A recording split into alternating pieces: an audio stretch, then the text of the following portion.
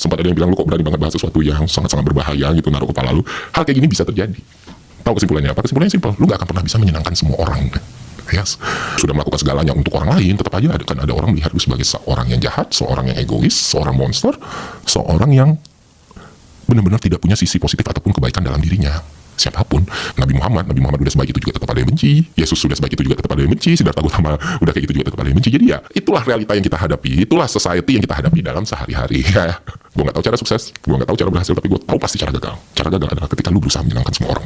Nah inilah yang bisa jadi pelajaran kita semua. Jadi jangan pernah lu melakukan sesuatu drive-nya baik, lu pengen terlihat baik, positif, keren, atau membuat semua orang terkesima.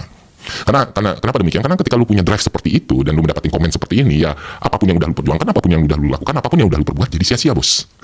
Lu akan merasakan sakit yang luar biasa, kesedihan yang luar biasa dan lain sebagainya. Jadi ya tetap aja stick to your goal gitu loh ketika melakukan sesuatu. Jadi ketika lu taruh goalsnya di orang lain, ya alat kontrol lu jadi rendah dong gitu. Misalnya lu pengen punya citra yang baik dan mengayomi, tapi hal itu diukur outputnya dari penilaian orang lain ke lu. Bayangin seberapa capek hidup lu. Ya enggak? Makanya yang di sini waktu itu gue taruh di Twitter kan, terus ada yang nanya kok lu bisa sih gitu nanggepin, punya energi terus nanggepin kayak gitu dengan cara yang santai. Ya kenapa tidak gitu? Emang kalau gue tanggapin dengan serius, gue kecam, gue balik maki-maki, bantah bisa-bisan, tiba-tiba dia akan menilai gue sebagai seseorang yang baik? Ya enggak juga. Makanya head comment itu gak pernah sama sekali mempengaruhi gue. Kalau bisa mempengaruhi gue, mungkin gue gak sejauh ini melangkahnya, Pak. Ibu-ibu sekalian. Dan ini jadi penting banget buat teman-teman yang baru mulai konten gitu, baru mulai berusaha untuk nge-build sosial medianya. Hal-hal seperti ini akan selalu ada dalam kehidupan kita, apalagi internet. Ya, inilah internet. Kalau nggak siap ya jangan internet ya. Kayak akun legend kan, hati-hati di internet. Ya inilah bentuknya. Jadi nggak usah yang anggap pusing atau diambil hati itu karena capek dan nggak akan pernah selesai. Nah, yang menariknya adalah apakah kita akan bersikap kayak gitu setiap saat, setiap omongan negatif atau lain sebagainya? Kalau bisa ya good, tapi kalau gue sendiri tetap aja ada batasan, ada limitasi gitu.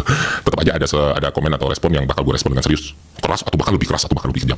Ya, gue sama sekali dari nge-build sosial media di awal sampai sekarang, gue nggak mau menunjukkan persona yang I'm perfect, I'm good gitu. Gue sempurna, gue baik, gue nggak punya kekurangan, wise dan lain sebagainya. Ya gue masih manusia yang punya banyak sekali dosa, kekurangan, kelemahan, dan dia bukan seseorang yang bisa benar-benar menjadi panutan atau inspirasi orang lain, dan gue gak pernah mau gitu. Jadi buat teman-teman jangan pernah lihat gue lebih tinggi dari kalian, ya lihatlah sama gitu, lihatlah sebagai kawan bukan sebagai teladan.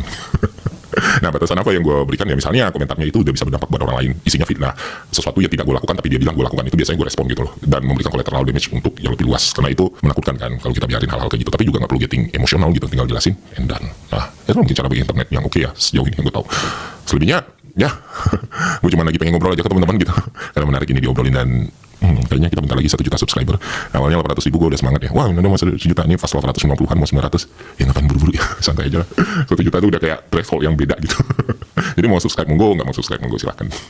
Udah, jadi ya kesimpulannya simpel sih, jangan pernah berusaha untuk menyenangkan semua orang.